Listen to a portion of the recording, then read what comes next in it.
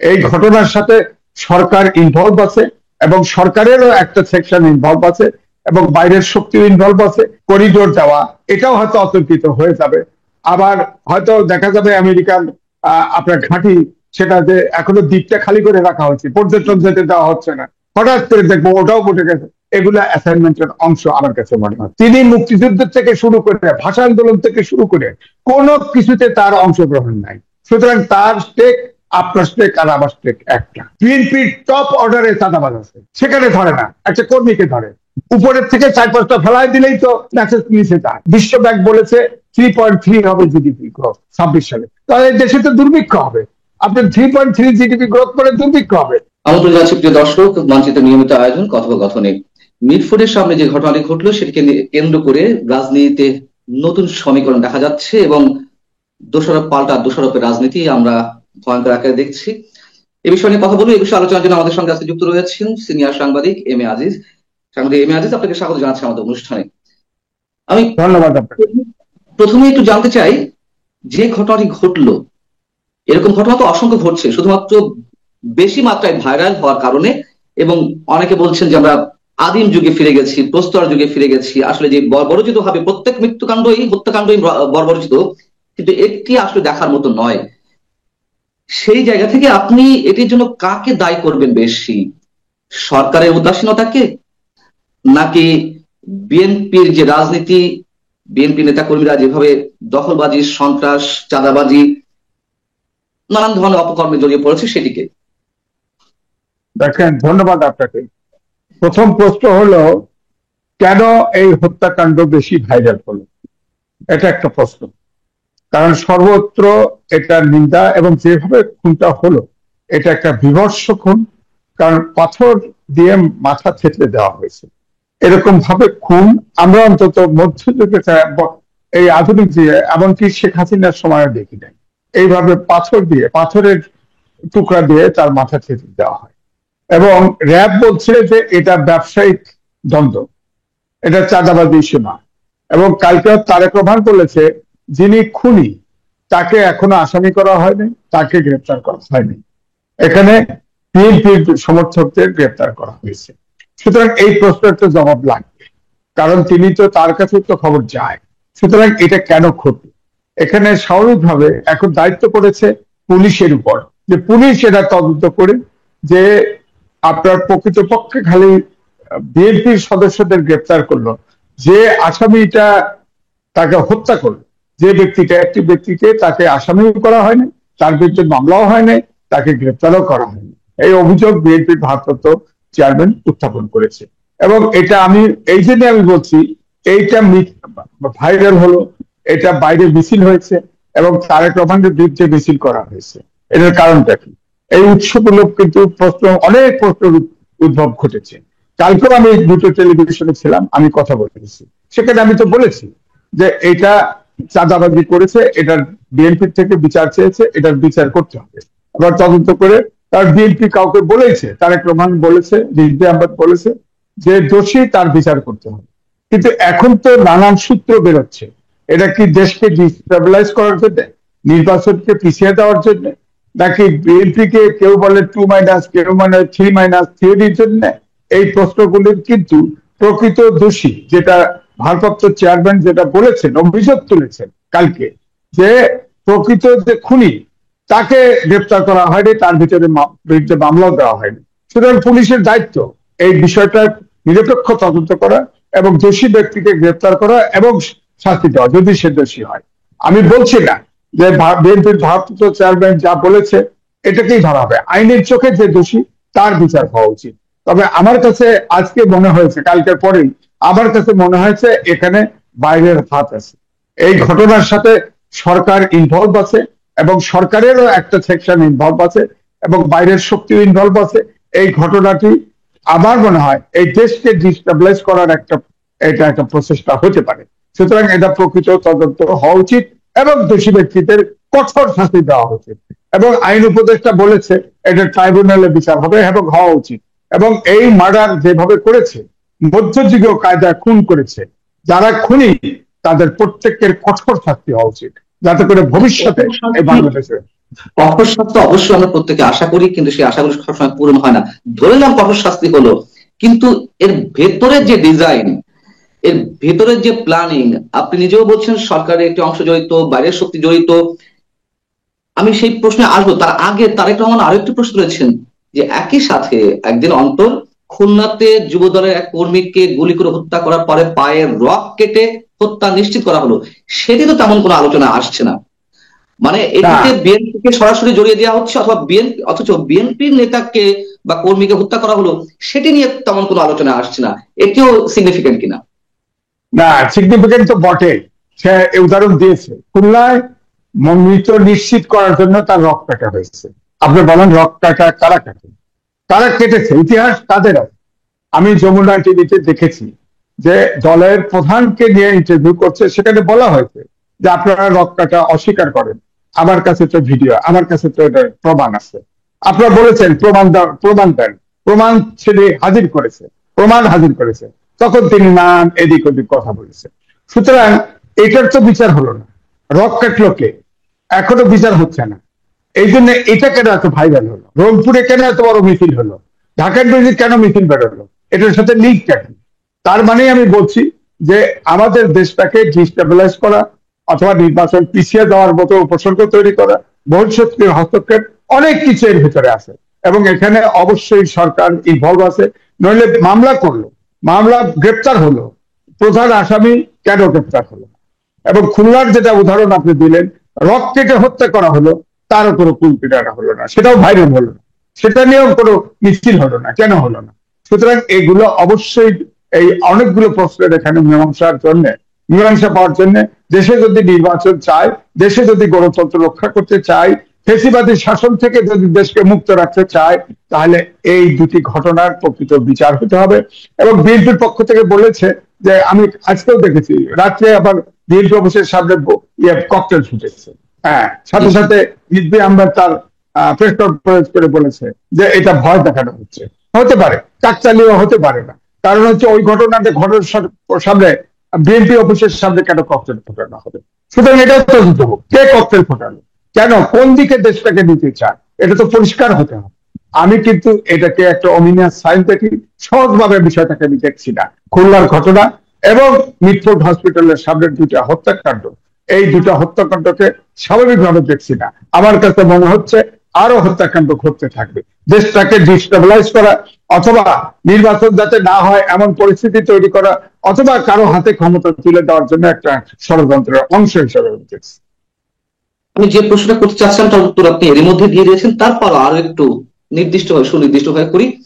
আহ বিদেশি শক্তি জড়িত, সরকার ইনভলভড, নির্বাচন প্রলম্বিত করা, সেই জায়গা থেকে যদি আমি সরাসরি প্রশ্ন করি যে নির্বাচন প্রলম্বিত করা একটি প্রক্রিয়া, এবং নাকি আহ, আমরা শুরু থেকে যে -2 ফর্মুলা কথা বলে আসছি, আওয়ামী লীগ তো অটোমেটিক্যালি মাইনাস হয়ে গেছে আপাতত এখন পর্যন্ত যেটি দেখা যাচ্ছে, এবং বিএনপিকেও সেভাবে মাইনাস করা তৃতীয় কোন শক্তি, যে শক্তিটাকে আমরা সবসময় ভয় পাই, সেই শক্তি ক্ষমতায় বসানোর জন্যই এই ধরনের ম্যাটিকুলাস ডিজাইন কিনা? না দেখেন, এই প্রসেসটা আছে, এই প্রসেসটা এই ঘটনার পরে আমার কাছে এটা মনে হয়েছে। তবে এটা ব্যর্থ হবে এখনো। এই এই আপনার এখনো ওই ধরনের সরকারকে বসানোর মতো পরিস্থিতি নাই। কারণ যদি ঘটে তাহলে দেখবেন সবাই এক হয়ে গেছে, এখনো ওই পরিস্থিতি বিরাজমান। সুতরাং এখনই এটা না। কিন্তু আমার কাছে মনে হয়েছে যে সরকারের এটা ডিজাইন, কোন পরাশক্তির কোন কিছু ডিজাইন, সেটাকে বাস্তবায়ন করার জন্য এই ঘটনাটি ঘটানো হচ্ছে। তাহলে নাইলে কেন দুটি বিচার একইভাবে হচ্ছে না? কেন মূল আসামি গ্রেপ্তার হচ্ছে না? স্বাভাবিক প্রশ্ন। তো তাহলে কি এটা সরকার কি অন্য শক্তির সাথে সম্পর্ক রেখে ঘটনাটা ঘটাচ্ছে? কেন দায় স্বীকার করে পরপর দুটি বড় বড় ঘটনা ঘটলো? আর কি গতকাল পরশুদিন একই সাথে চারটে ইমামকে আপনার মসজিদে ঢুকে তাকে করা হলো। পুলিশকে পুলিশের থানায় ছাত্রলীগের একজনকে ধরেছে বলে অভিযোগ করে তাকে থানায় নিয়ে গেছে, তাকে ছেড়ে দিছে। এই জন্য পুলিশকে আপনার চাকরি ছেড়ে দেয়। তো সুতরাং এই জন্য আমি বলছি যে দেশটাকে তছনছ করা, দেশটা স্টেবল না করা, এই এই এইটার কারণই হচ্ছে আমার মনে হয় পরাশক্তির কিছু এজেন্ডাই সরকারের কাছে আছে। সেই এজেন্ডা বাস্তবায়ন না করা পর্যন্ত এই দেশে ইলেকশন হবে বলে আমার কাছে মনে হচ্ছে। হ্যাঁ, এটা সত্য কথা যে বিএনপি কে মাইনাস করা একটি ষড়যন্ত্র তো সবসময় রয়েছে, কিন্তু বিএনপি কেন সেই ষড়যন্ত্রে সবসময় পা দিচ্ছে না? আমরা সবসময় বলে আসছি, ইভেন আপনিও খুব বোল্ডলি বলেছেন বিএনপি চিপায় পড়ে গেছে, ঠিক এই শব্দটা ইউজ করেছেন সবসময়। এবং সবশেষ যে ফেব্রুয়ারিতে নির্বাচনের বিষয়ে একটা আপোষে পৌঁছালো, যেখানে ডিসেম্বরে নির্বাচন আদায়ের জন্য একটা জোরালো একটা আওয়াজ উঠেছিল, সেই জায়গা থেকে পিছিয়ে ফেব্রুয়ারিতে নির্বাচনের জন্য একটা আপোষ সভায় পৌঁছিল, তাও সেটি সরকারের পক্ষ থেকে কিন্তু ডেফিনেট করে বলা হয়নি, বলা হয়েছিল হতে পারে। সেই জায়গাতে বিএনপি পুরো ব্ল্যাঙ্ক চেক দিয়ে দিল। এবং আমি আপনাকে একটা এক্সাম্পল দিই, সেটি আপনার চোখে পড়েছে, যখন সাবেক প্রধান নির্বাচন কমিশনার কে নুরুল হুদাকে আটক করা হলো, তার উপরে মব ইনজাস্টিস করা হলো, জুতার মালা গলায় পরানো হলো, এটা নিয়েও তুমুল হইচই শুরু হয়েছিল। রুহুল কবির রিজভী সাহেব বলে বসলেন সরকারকে বিপদে ফেলার জন্য আহ এটি করা হয়েছে, অথবা মির্জা ফখরুল সাহেব বলে বসলেন সরকার সব ধরনের ভালো কাজ করছেন। এই আচরণগুলো কেন 360 ডিগ্রিতে একেবারে ঘুরে গেল? কেন ব্ল্যাঙ্ক চেক দিয়ে দেওয়া হলো? এটাও কি ট্রাপে ফেলানো ছিল? না, আমার কাছে মনে হয় যে বিএনপি যাতে দেশে নির্বাচনটা হয় এই কারণে সরকারকে ছাড় দিয়ে গেছে একবারে। হুম। আর কারণ হচ্ছে এটা জানা সত্ত্বেও বিএনপি আন্দোলনে নামতে পারছে না। কারণ ওই জায়গায় আমি বলছি যে বিএনপি ট্র্যাপড হয়ে গেছে, অর্থাৎ ফাটাবাসী চিপায় পড়ে গেছে। আপনার লন্ডনে যখন বৈঠক হয় ভারপ্রাপ্ত চেয়ারম্যান তারেক রহমান এবং ডক্টর মোহাম্মদ ইউনূস, 1 ঘন্টা 20 মিনিটের বৈঠক হয়, কিন্তু সেখানে যে প্রসব করা হয় যে স্টেটমেন্টটা, সেটা কিন্তু 5 মিনিটের কথা। কিন্তু সেখানে আপনি দেখেন জাতীয় নিরাপত্তা উপদেষ্টা যার পদত্যাগ চেয়েছে তিনি কিন্তু ওইখানে ছিলেন, এবং তিনি বললেন নির্বাচন কমিশন ইলেকশন দিবে। তো যে স্টেটমেন্টটা দেওয়া হলো সব দেখেন যদি কিন্তুতে ভরা, অর্থাৎ সব ঘুড়ির লাটাইটা কিন্তু ডক্টর মোহাম্মদ ইউনূসের হাতে ছিল। তিনি যতক্ষণ পর্যন্ত সংস্কারে কনভিন্স না হবেন, তিনি যতক্ষণ বিচারে কনভিন্স না হবেন, টোটাল প্রস্তুতি ইলেকশনের জন্য তিনি পরিস্থিতি সব তৈরি হয়েছে, তিনি কনভিন্স না হবেন ততক্ষণ কিন্তু নির্বাচন দিবে না, এরকমই মনে হয়েছে। এবং আমি কিন্তু প্রথম থেকেই বলেছি যে এই যে যদি কিন্তু দেয় নির্বাচন সহজে হবে না, এবং এখন তাই দেখা যাচ্ছে, এখন কিন্তু দৃশ্যমান হতে চাচ্ছে। অর্থাৎ আপনি যেটা বললেন -2, আমার কাছে মনে হচ্ছে যে বেগম খালেদা জিয়া তিনি, এটা ঠিক যে ওই লন্ডনের আলোচনায় তিনি মধ্যস্থতা করেছিলেন, ডক্টর মোহাম্মদ ইউনূস নিজে উদ্যোগী হয়ে আলোচনার আয়োজন করেছে। আমার কাছে মনে হয়েছে তখন যে রাজনীতিতে উত্তপ্ত হওয়া ছিল এবং বিএনপির ডিসেম্বর ডেডলাইন দেওয়া ছিল, নির্বাচন দিতে হবে, এটাকে সে টেম করার জন্য, অর্থাৎ এটাকে ঠান্ডা করার জন্য এই বৈঠকটার আয়োজন করেছে, যদি কিন্তু দিয়ে এটা শেষ করেছে। অর্থাৎ আসলে সে একটা ইন্টারন্যাশনাল চতুর, এবং সে চতুরতা করে বিএনপিকে চাপে ফেলেছে, এবং বিএনপি বারবার নির্বাচনের ঘটনার জন্য এই সরকারের প্রতি নমনীয়, এবং আপনি যে কথাগুলি বললাম অনেক জায়গায় এই সরকারকে আপনার সাপোর্ট দিয়েছে। কিন্তু এখন এই সরকার কিন্তু তার এজেন্ডা দিয়েই আছে। আমি বলবো না ডক্টর মোহাম্মদ ইউনূস এই 3 মাইনাস বা 2 মাইনাস করতে চায়, অর্থাৎ এটাতে পরাশক্তি ইনভলভ, এবং তিনি সেটা বাস্তবায়ন করছেন। এখন যেহেতু একটা বড় পার্টি বিএনপি ক্ষমতায় সামনের বারে আসতে পারে এরকম একটা ধারণা তৈরি হয়ে গেছে, এবং তারেক রহমান প্রধানমন্ত্রী হবে, সুতরাং এখন তারেক রহমান হচ্ছে প্রধান শত্রু হিসেবে ধরে নিয়ে সকল সব কাটা হচ্ছে। আমার প্রশ্ন হচ্ছে সাংবাদিক এম এ আজিজ, বিএনপির ওই যে আওয়াজটা উঠেছিল, একটা হাইপ উঠেছিল ডিসেম্বরের মধ্যে নির্বাচন, এবং সব মানুষের একটা সমর্থন পাচ্ছিল হাতে গোনা 2-1টি রাজনৈতিক দল বাদে, বিএনপি ভালো করে জানে যে বারবার তাদেরকে ট্রাপে ফেলা হচ্ছে। যে উপদেষ্টাদের তাদের পদত্যাগের দাবি ছিল তাদের নিয়ে বারবার আমাদের বৈঠক করছে, যমুনাতে করেছে, লন্ডনে করেছে, এর আগেও নানান ধরনের উদাহরণ আমাদের সামনে আছে। তাহলে আমরা যখন বুঝতে পারছি বিএনপির বাঘা বাঘা রাজনীতিবিদরা কেন তারা এগুলো বুঝতে পারছে না, বারবার ট্রাপে ফেলছে, এবং জানা সত্ত্বেও তারা কেন নিজেদেরকে সেই সুযোগটা করে দিচ্ছে যে ক্রস ফায়ারে পড়ার জন্য? না, এটা দেখেন প্রথম থেকেই আপনিও বলেছেন আমিও বলেছি, আমরা যারা বাংলাদেশে টকশো করি অধিকাংশই বলেছি যে এই যে যদু কিন্তু যে লন্ডনে বৈঠক হলো, অর্থাৎ নির্বাচন অনিশ্চিত। এখনো আমরা বলছি যে নির্বাচন, মাঝখানে ওই প্রেস সেক্রেটারি বললো ডিসেম্বরের ভিতরে সব প্রস্তুতি, তখনও কিন্তু একটু থমকে গেছে যে নির্বাচন হলেও হতে পারে। এখনো অনেকের ধারণা আছে ফেব্রুয়ারিতে নির্বাচন হলেও হতে পারে, কিন্তু আমরা যারা কথা বলি তারা কিন্তু বলছি যে এখন এই যে উপসর্গগুলো দেখা যাচ্ছে তাতে নির্বাচন হচ্ছে বলে আমার কাছে মনে হয় না। দেখেন একদিকে নির্বাচন দিচ্ছে, দিতে চাচ্ছে, বলছে, অর্থাৎ ইঙ্গিত দিচ্ছে নির্বাচন হতে পারে, এরকম একটা টোপ দেওয়া হচ্ছে। ওদিকে দেখেন নিউমেরিক কন্টেইনার কিন্তু দিয়ে ফেলছে অলরেডি, নেভি সার্ভার চালাবে, এরপরে ইউএর কোম্পানি এসে এটা টেক ওভার করবে। অর্থাৎ আমি যেটা বলি, করিডোর দেওয়া এটাও হয়তো অতর্কিত হয়ে যাবে। আবার হয়তো দেখা যাবে আমেরিকান আপনার ঘাঁটি, সেটা যে এখনো দ্বীপটা খালি করে রাখা হচ্ছে, পর্যটন যেতে দেওয়া হচ্ছে না, হঠাৎ করে দেখবো ওটাও উঠে গেছে। এগুলো অ্যাসাইনমেন্টের অংশ আমার কাছে মনে হচ্ছে।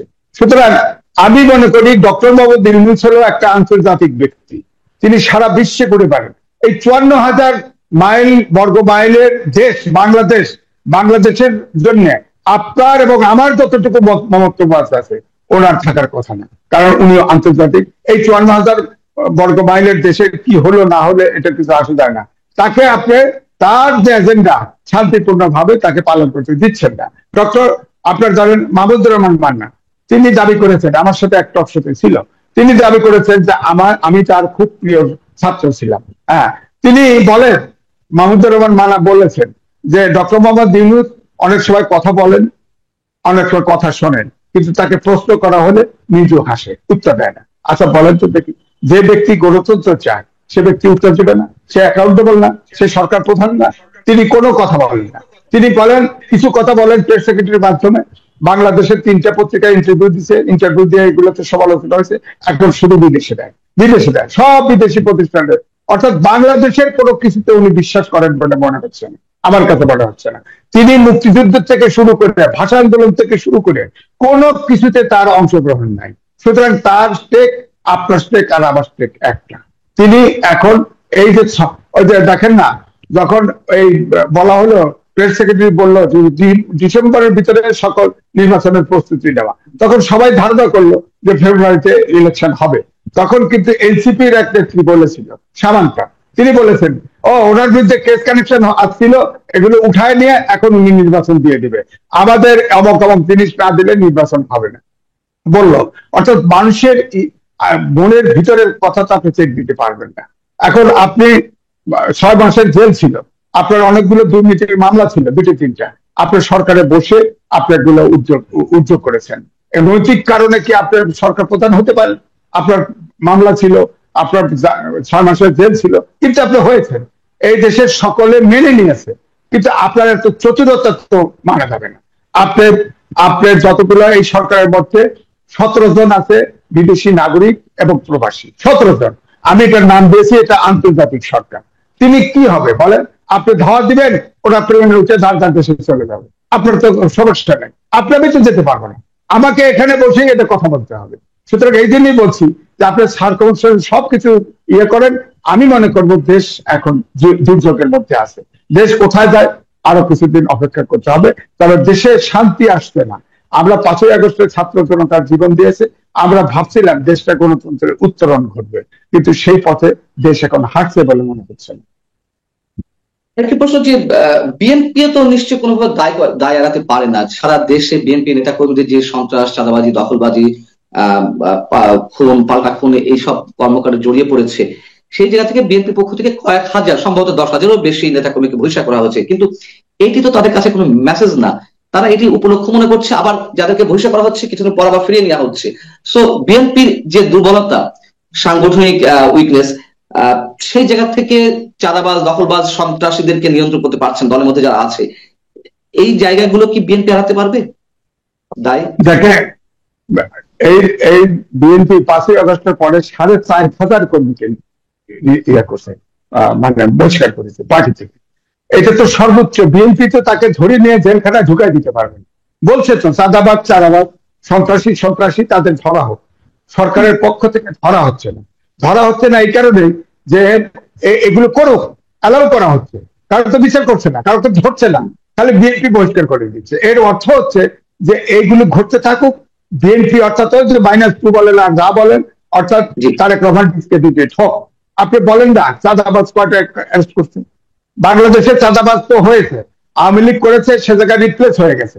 হ্যাঁ, কিছু জায়গায় এনসিপি করছে, কিছু জায়গায় জামাত করছে, বেশিরভাগ জায়গায় বিএনপি করছে। কিন্তু বিএনপির তরফ থেকে তো বরাবর বলা হচ্ছে চাঁদাবাজদের বহিষ্কার করা হচ্ছে, চাঁদাবাজদের গ্রেপ্তার করেন, সন্ত্রাসীদের গ্রেপ্তার করেন, একটা তো গ্রেপ্তার করছে না। অর্থাৎ এগুলো চলতে থাকুক আর বিএনপি কন্টেন হতে থাকে। এটাই তো চাইছে।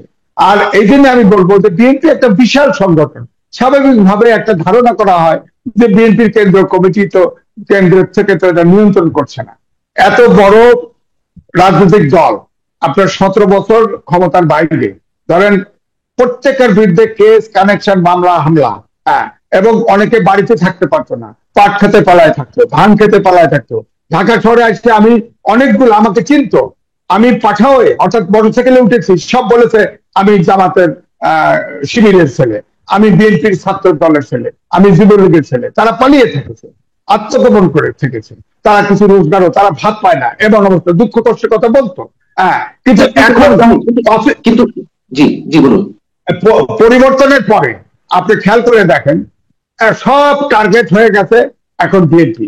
বিএনপির লোকদেরকে আপনি দেখেন চাঁদাবাজি করছে, বিএনপি বহিষ্কার করছে, কিন্তু কাউকে গ্রেপ্তার করা হচ্ছে না। আইনের শাসন সরকার গ্রেপ্তার করছে না, এটা একবারে স্পষ্ট। আমরা জানি যে সব ধরনের ব্লেম যেন বিএনপির কাছে গিয়ে পড়ে, সব ধরনের জনপ্রিয়তা যেন ধস নামে, এটা একটা ডিজাইন সরকারের বা বিশেষ কোনো গোষ্ঠীর, সেটি এনসিপি হতে পারে, জামাতে ইসলামী হতে পারে। কিন্তু বিএনপির দায় না এড়ানোর যে জায়গাটি আমি বারবার বলছি আপনাকে, আবারও একটু নোটিশ করছি, তারা যে বহিষ্কার করছে এটা ঠিক আছে, সাংগঠনিকভাবে ব্যবস্থা নিচ্ছে, কিন্তু সেই সাংগঠনিক ব্যবস্থা নিয়ে যে মেসেজটি দলীয় নেতাকর্মীদের মধ্যে দেওয়ার কথা, সেটি তো তারা দিন শেষে দিতে পারছে না। এখন ও তাদেরকে আবার ফিরিয়ে নিয়ে আসা হচ্ছে বিএনপির কেন্দ্রীয় নেতা নেত্রী থেকে শুরু করে। জি না, আমি বলছি যে ফিরিয়ে আনা হয়েছে কিন্তু অল্প। যেমন আমি জানি আমাদের এলাকায় একজন এরকম বহিষ্কার করা হয়েছে, তাকে ফিরে আনা হয়নি। এবং যাদের বহিষ্কার করা হচ্ছে তারা যদি কারেকশন, অর্থাৎ বহিষ্কার করা হয়েছে তাদের পক্ষ থেকে তদন্ত করে দেখেছে যেটা অভিযোগটা সত্য নয়, তাদের বহিষ্কার উঠলো করেছে বলে আমার জানা। কিন্তু সবকে ঢালাওভাবে কয়জন বহিষ্কার উঠলো করেছে? 4-5 জন। মূল সমস্যা হচ্ছে বিএনপির টপ অর্ডারে চাঁদাবাজ আছে, সেখানে ধরে না, একটা কর্মীকে ধরে, উপরের থেকে 4-5টা ফেলাই দিলেই তো মেসেজ নিচে যায়। সেটা বিএনপি করেনি। বিএনপির সমস্যা এই জায়গায়, টপ অর্ডারে স্ট্যান্ডিং কমিটির মেম্বার আছে, চাঁদাবাজ করে, তার আত্মীয় করে, তার ছেলের বউ করে, এগুলো আছে তো, এগুলো তো ধরে না। ধরে ওগুলো কর্মীকে, যে বেশি চাপার করছে এই আন্দোলনে, বেশি জীবন দিতে তারা। আর দ্বিতীয়ত হচ্ছে লিডারশিপটা মূলত তো দেশের বাইরে, সুতরাং বাইরের থেকে শুনে জেনে টেলিফোন করে তো নিয়ন্ত্রণ করা কঠিন। দেশের থেকে অনুভূতি, অনুভূতি চোখে দেখা, আপনার আমার অভিজ্ঞতা। আর আপনি দেখেন বিদেশের থেকে আসেন, দেখবেন মনে হয় দেশটা মানে অন্ধকারে পড়ে গেছে, এরকম হয়। সুতরাং আমার মনে হচ্ছে এই যে তারেক রহমানের কেসটা আপনি দেখেন, সরল বিশ্বে দেখেন 21শে গ্রেনেড হামলা আপনার সুপ্রিম কোর্টে অ্যাপিলেট ডিভিশনে পড়ে আছে, ও উদ্ধার হচ্ছে না। এখন প্রশ্ন তারেক রহমান ফেরে না কেন? ফিরবে কেমনে? ফিরবে কেমনে? তাকে তো উপরে তো তরবারি ধরে রাখা হয়েছে, ফিরলে তাকে জেল ফেলে দিল, অথবা ওইটাকে অ্যাপিলেট ডিভিশন, অ্যাপিলেট ডিভিশনকে এখন বিচার বিভাগ কি ভাই আমারও ধরে নিতে পারে কইলে, কিন্তু অনেকে বলুন যে এই গভর্নমেন্টের এত সাহস হবে, তারেক রহমান ফিরে আসবে আর তাকে আটক করা হবে আর বিএনপি বসে থাকবে, অনেকে মন্তব্য আর কি। এটা ধারণা। অন্তর্বর্তীকালীন সরকার 11 মাস চলে গেছে, কোনো কিছু ম্যানেজ করতে পারছে না। বিশ্ব ব্যাংক বলেছে 3.3 হবে জিডিপি গ্রোথ 26 সালে, তাহলে দেশে তো দুর্ভিক্ষ হবে। আপনার 3.3 জিডিপি গ্রোথ করে দুর্ভিক্ষ হবে, ইনভেস্টমেন্ট নাই, ব্যবসা নাই, চাকরি নাই, বাকি নাই, বেকারত্বের হার বাড়ছে, মধ্যবিত্ত মানুষ মধ্যবিত্ত চলে গেছে, এই দেশটা তো চলছে না। তারপরেও নির্বাচনের দিকে এগোচ্ছে না, অন্য এজেন্ডায় এগোচ্ছে। সুতরাং আমি মনে করবো দেশে সামনে দুর্যোগ আছে, আমার কাছে মনে হচ্ছে। অনেক ধন্যবাদ আশাবাদী আপনাকে। দর্শক আপনারা ভালো থাকুন। নিশ্চয়ই আমরা সর্বান্তকরণে মঙ্গল কামনা করতে পারি দেশের, এর বাইরে সম্ভবত আমাদের আর কিছু করার নেই, বাদ বাকিটা শাসক গোষ্ঠীর হাতে। ভালো থাকুন, আল্লাহ হাফিজ।